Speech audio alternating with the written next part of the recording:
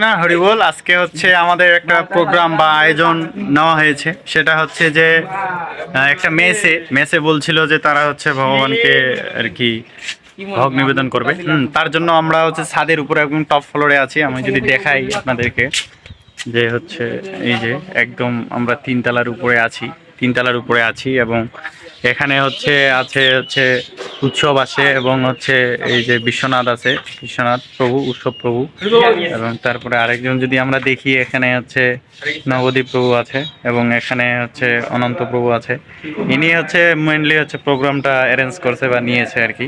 তো সেক্ষেত্রে আমরা এখানে এখন যা করব সেটা হচ্ছে যে আমরা চিত্রপট নিয়ে এসেছি আমাদের বীজ থেকে। হ্যাঁ, নিয়ে এসে হচ্ছে এখানে আমরা সাজানোর পর এখানে হচ্ছে এখন কি হবে, এখন নৃসিংহ পূজা হবে এবং নৃসিংহ পূজার পরে আমাদের মেনলি প্রোগ্রামটা হবে সন্ধ্যার সময়।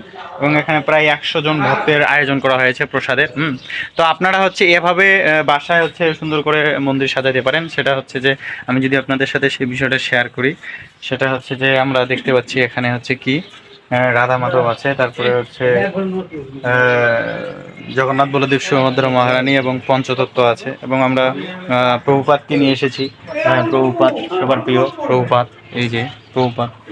জয় ছিল প্রভুপাদ কি হচ্ছে আমাদের পূজার সামগ্রী সবকিছু নিয়ে আসা হয়েছে অলরেডি। ঠিক আছে, এই হচ্ছে অবস্থা। হরে কৃষ্ণ। আপনাদের কেমন লাগলো অবশ্যই কমেন্টে জানাবেন। হরি বল, হরি বল।